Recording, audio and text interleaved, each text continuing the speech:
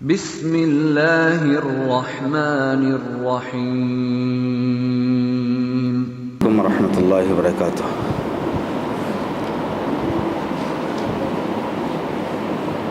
الحمد للہ رب العالمین، الصلاۃ والسلام علی اشرف الانبیاء وسید المرسلین نبینا محمد وعلی آلہ واصحابہ اجمعین ومن تبعہم بإحسان الی یوم الدین، اما بعد۔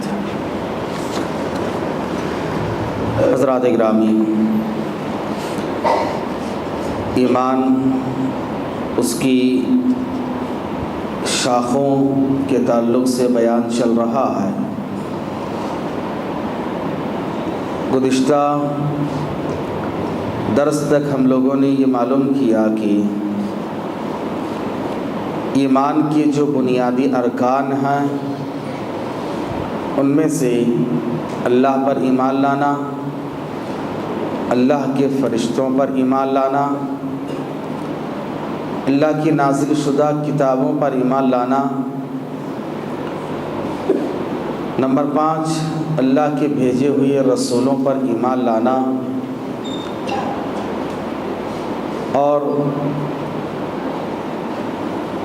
آخرت کے دن پر ایمان لانا، اور آخرت کے ضمن میں ہی بعث بعد الموت یعنی دوبارہ اٹھائے جانے پر ایمان لانا۔ آج ہم لوگ معلوم کریں گے ایمان کا آخری رکن تقدیر یعنی اچھی اور بری دونوں تقدیر پر ایمان لانا۔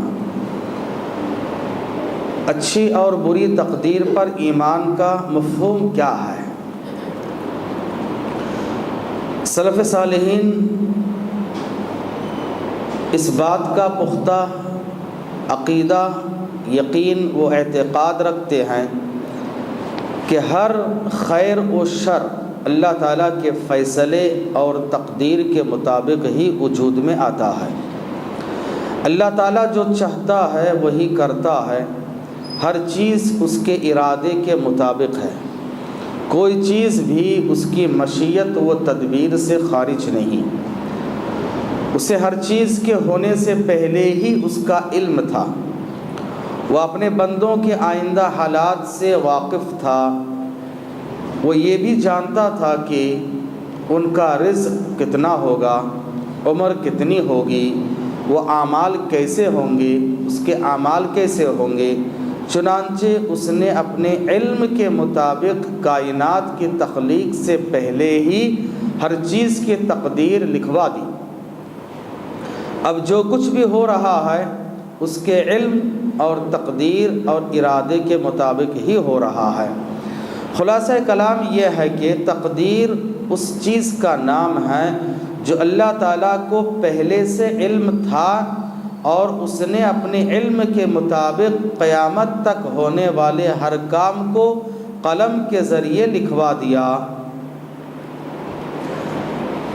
تقدیر کو سمجھنے کے لیے ایک بات سب سے پہلے اپنے دماغ میں رکھے کہ تقدیر کا معاملہ یہ سراسر اللہ کے علم سے تعلق رکھتا ہے۔ اللہ کو ہر چیز کا ذرے ذرے کا علم ہے، آئندہ کیا کچھ ہونے والا ہر ایک کے بارے میں اچھی طرح سے معلوم ہے، لہٰذا یہ ہمارے اپنے بس کی بات نہیں ہے کہ ہم اس کو سمجھ سکیں۔ اصل تو ہے یہ اللہ کا علم، اللہ تعالیٰ اس کو اچھی طرح سے جانتا ہے، مخلوقات میں سے کوئی بھی اس کو سمجھ نہیں سکتا، سمجھنے سے قاصر ہے۔ لیکن یہ بات یاد رکھیں، اللہ تعالیٰ ذرا برابر بھی کسی پر ظلم نہیں کرتا۔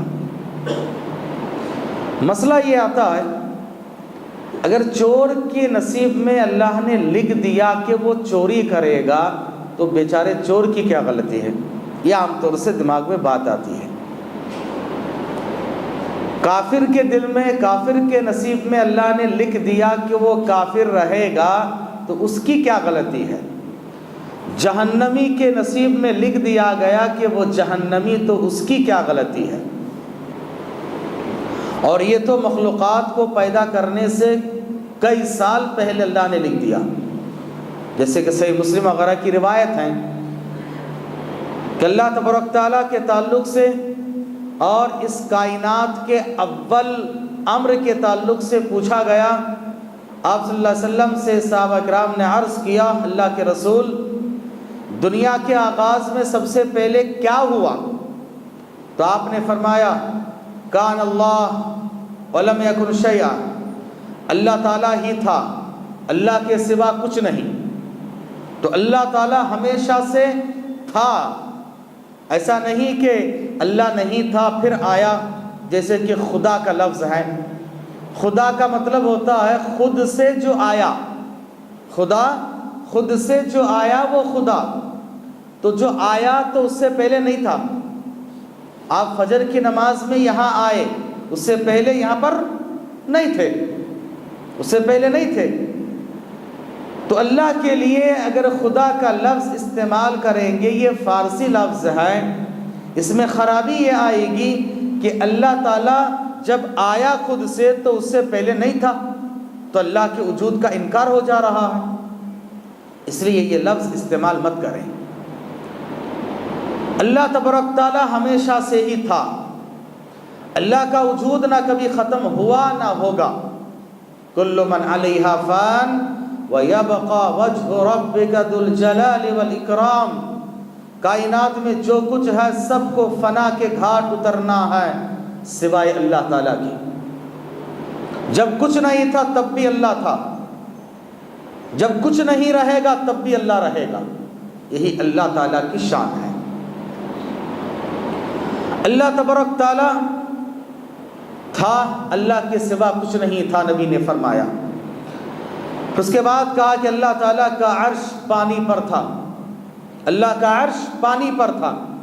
اس سے یہ معلوم ہوتا ہے کہ اللہ نے سب سے پہلے پانی کو پیدا کیا، سب سے پہلے اللہ نے پانی کو پیدا کیا، پھر عرش کو اللہ تعالیٰ نے بنایا، پھر زمین کو بچھایا، اور تفصیلات یہی ہے کہ اللہ تعالیٰ نے زمین میں سب سے پہلے کعبے کے نیچے کی جو زمین ہے اس کو سب سے پہلے پیدا کیا، اور وہاں سے اس کو پھیلایا، دحاہا، اور پھیلانے کا انداز کیا ہے؟ اوول شیپ میں۔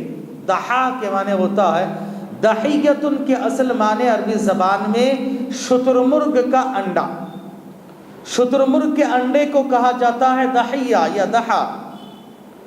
اور زمین کو اللہ تعالیٰ نے، آسمان کو اللہ نے ایسے پھیلایا جیسے شترمرغ کے انڈا ہے۔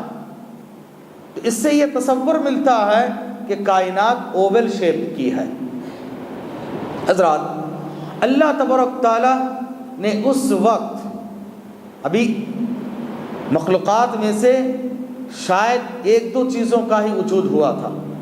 ایک تو اللہ نے پانی کو بنایا، پھر عرش کو بنایا، پھر اس کے بعد آسمان اور زمین، اور پھر اللہ نے قرآن میں کہا کہ دونوں ملے ہوئے تھے، کانتا، دونوں کے دونوں ملے ہوئے تھے، یہ آسمان اور زمین دونوں ملے ہوئے تھے، کانتا رتقا ففتقناہما، پھر اللہ نے کہا کہ ہم نے ان دونوں کو الگ کر دیا۔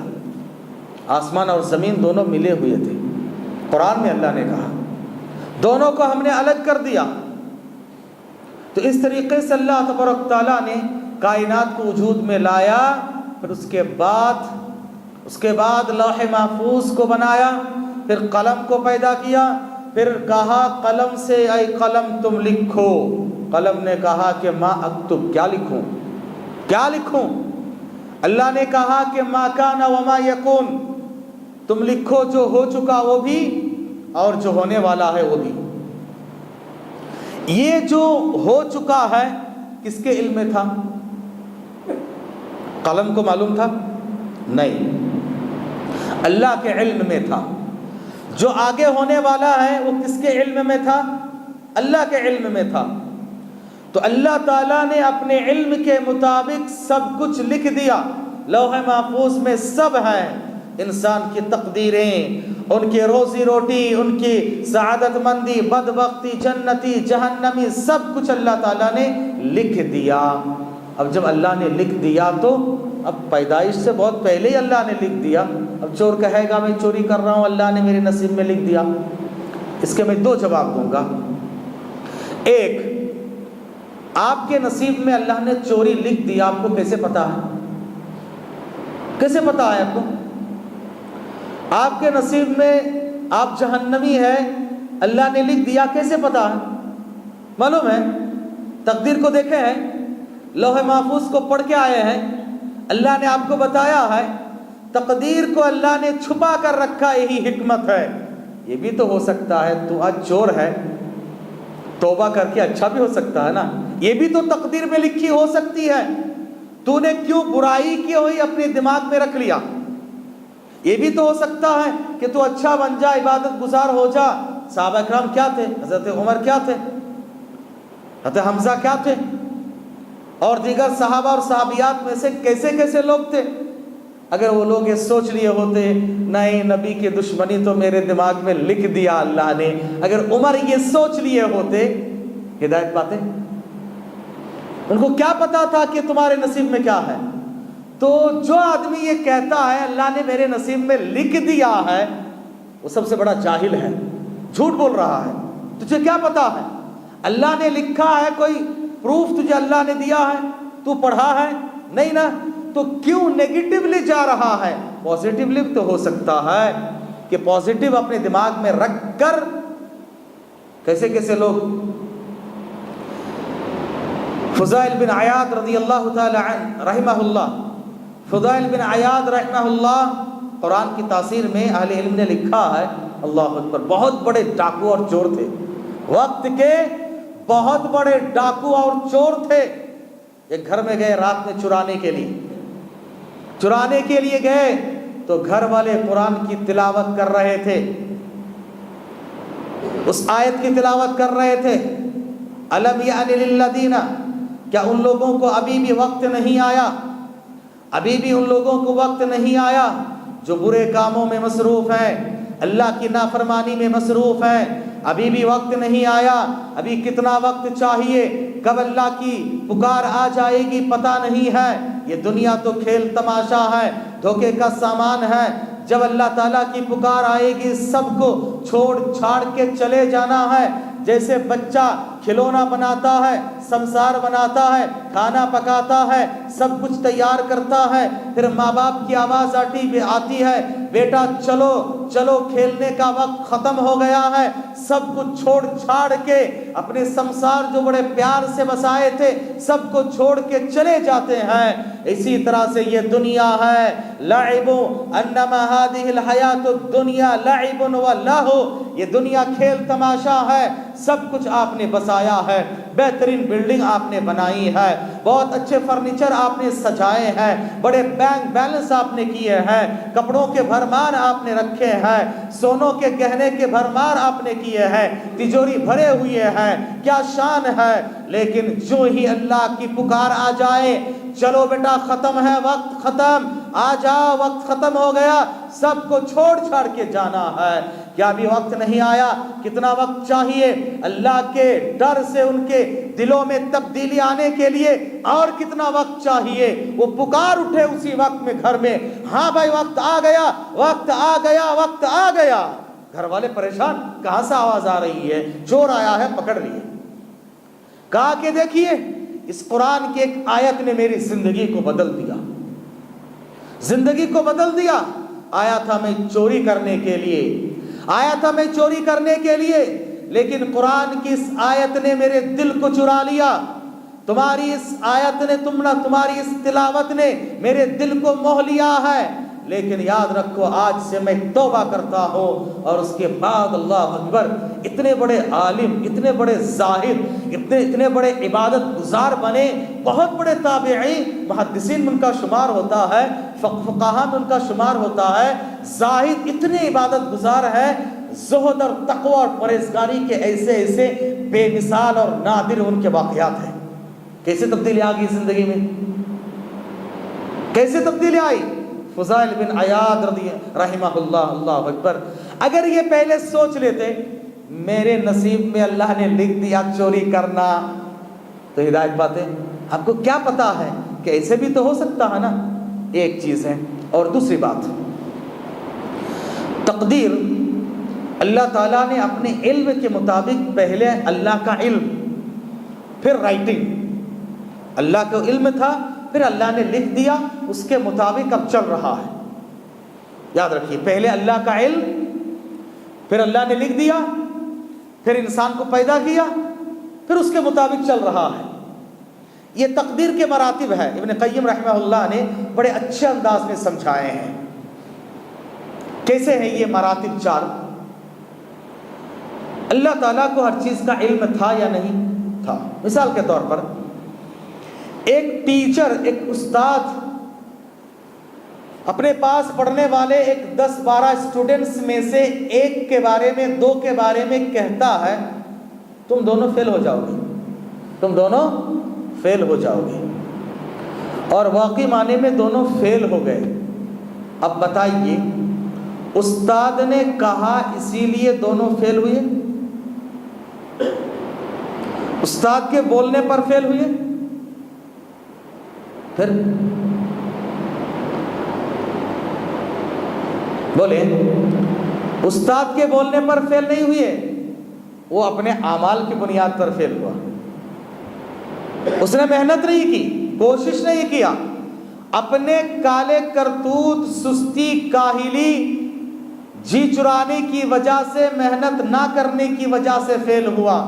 استاد نے کہا اسی لیے فیل ہوا، کوئی کہے گا؟ کوئی کہے گا کیا؟ ماں باپ کہتے ہیں تو نہیں ہو سکتا، ایسے ہوا نہیں، تو کیا ماں باپ نے کہا اسی لیے ایسا ہو گیا؟ نہیں۔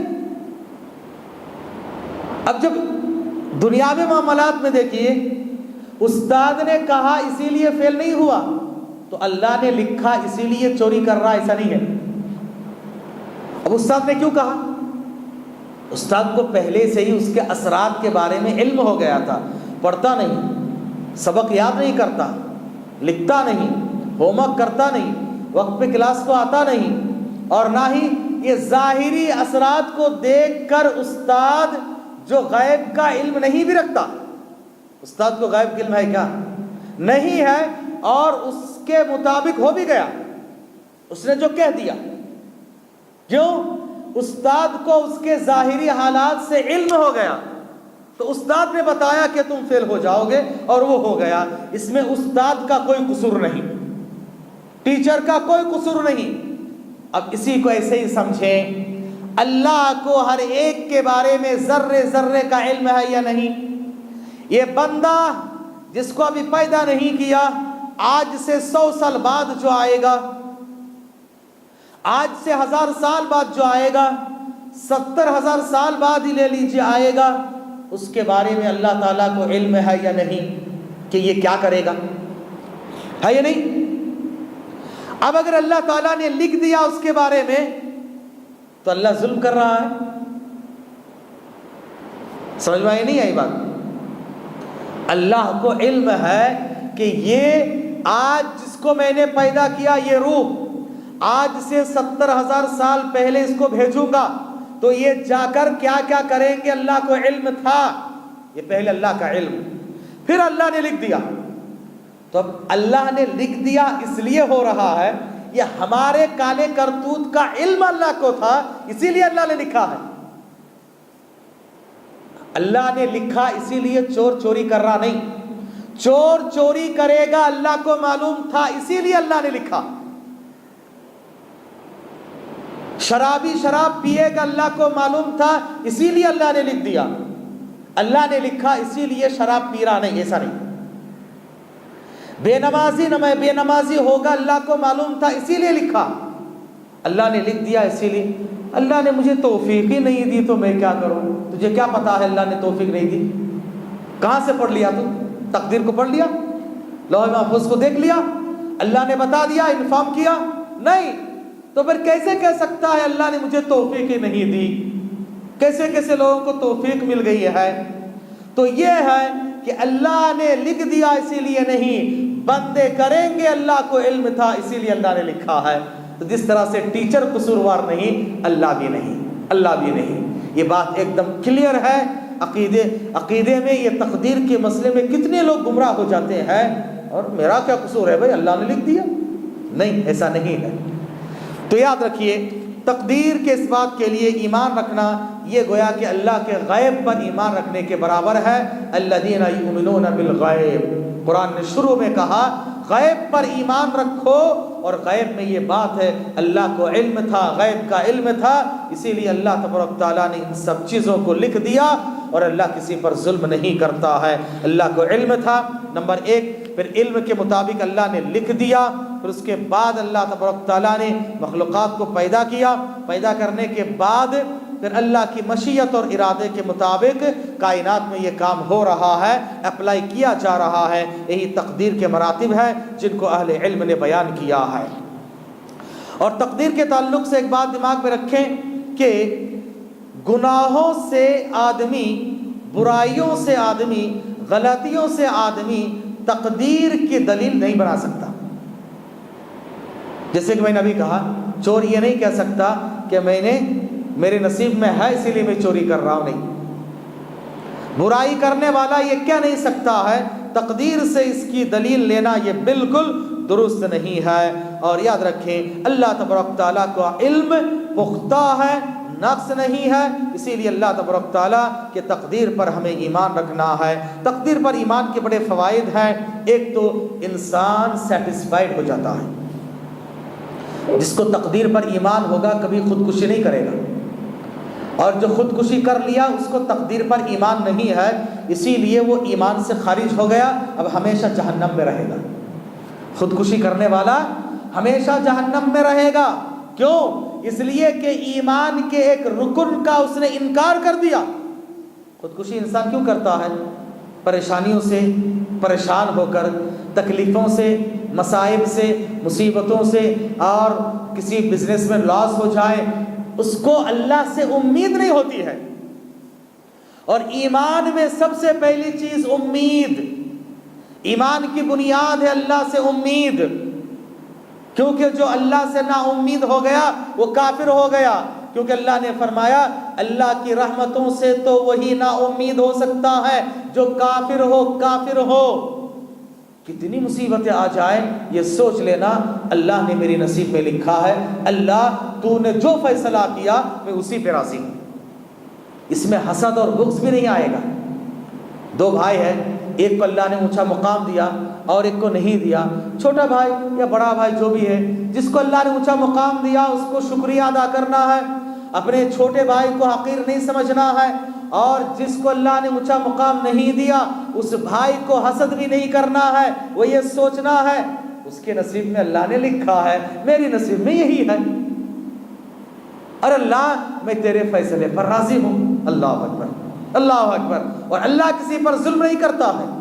اس لیے یاد رکھیں تقدیر پر ایمان اگر آ جائے آدمی کبھی نا امید نہیں ہوگا، حسد اور بغض نہیں کرے گا، کسی کو بلیم نہیں کرے گا. وہ سوچے گا اللہ نے میرے نصیب میں لکھ دیا ہے. اور نصیب کا مطلب یہ بھی نہیں ہے گھر میں بیٹھے رہو اور اللہ تعالیٰ چھپر پھاڑ کے دے دے، نہیں. کیونکہ اللہ کیسے دے گا ہم کو معلوم نہیں ہے نا. تلاش کرنا ہے، ہم نکلنا ہے تلاش میں. پھر اللہ تبارک تعالیٰ ان راستوں میں لے جائے گا، راستوں میں لے جائے گا. کیونکہ بے زبان پرندے ہیں، مجبور جانور ہیں، کمزور پرندے ہیں، ان کو بھی اللہ تعالیٰ اس وقت تک روزی روٹی نہیں دیتا جب تک وہ اپنے گھونسلوں سے باہر نہ نکلے. اللہ پر توکل کر کے محنت کرو. یہ قلہا فتوکل علی اللہ. وہ جو آئے آ کر کہا، اونٹ کو چھوڑ دیے، کہا کہ باندھو، اللہ پر بھروسہ کر لیا. کہا کہ نہیں، یہ بھروسہ نہیں ہے. پہلے تدبیر، پہلے باندھو پھر اللہ پر بھروسہ کرو. اسی کو کہا جاتا ہے تقدیر. یاد رکھیں علامہ اقبال نے کہا تدبیر کے ذرے ذرے سے تقدیر درخشاں ہوتی ہے، جب کوشش انسان ہوتی ہے قدرت بھی مہرباں ہوتی ہے. ہمیں کوشش کرنا، تدبیر کرنا، محنت کرنا. اس کے بعد کیونکہ ہمارے ڈیسٹینیشن میں کیا ہے ہمیں پتہ نہیں ہے، تو اس لیے ہمیں کیا کرتے رہنا چاہیے؟ اچھی امید رکھ کر اللہ تعالیٰ سے محنت کرنا. محنت کیے، کوشش کیے، سب کیے، ہر طرح سے جتن کیے، پھر بھی نہیں ہوا تو سمجھ لینا اللہ نے میرے نصیب میں رکھا ہے. راضی ہو جانا، پریشان نہیں ہونا. تو تقدیر پر ایمان رکھنے والا بالکل اطمینان، راحت اور سکون کے سانس لیتا ہے، اللہ پر بڑا بھروسہ ہوتا ہے، کسی سے حسد اور بغض نہیں کرتا ہے، کیونکہ وہ سوچتا ہے میں اللہ کے پاس اسی کے قابل تھا، ختم، اس کو دیا اللہ نے، اس کی نصیب ہے، وہ کھا رہا اس کی نصیب، میں کھا رہا ہوں میری نصیب، میں کیوں اس سے حسد کروں؟ کیونکہ اللہ کا نظام ہے، ایک ہی ماں کے پیٹ سے نکلنے والے اللہ نے ہر ایک کے مزاج، طبیعت، ان کی روزی روٹی، عہدہ، منصب سب الگ الگ رکھا ہے، یہی تو اللہ کی حکمت ہے، یہی تو اللہ کی مشیت ہے، تو محنت کوشش کے بعد جو ملے وہ سمجھ لینا کہ یہ تقدیر ہے، اور اس سے پہلے آدمی بیٹھ جائے تو یہ اس کی جہالت ہے، کج فہمی ہے۔ یاد رکھیں تقدیر پر ایمان، اور اسی طرح سے جو غیبی چیزیں ہیں ان پر ایمان لانا ایمان کا جزو لا ینفک ہے۔ ایمان کے بنیادی جو باتیں تھیں ارکان میں سے یہ 6-7 ارکان ہم نے معلوم کر لیے، اب انشاءاللہ جو برانچز ہیں ایمان کے دیگر جو شاخیں ہیں ان کو سلسلے طور پر بیان کیا جائے گا۔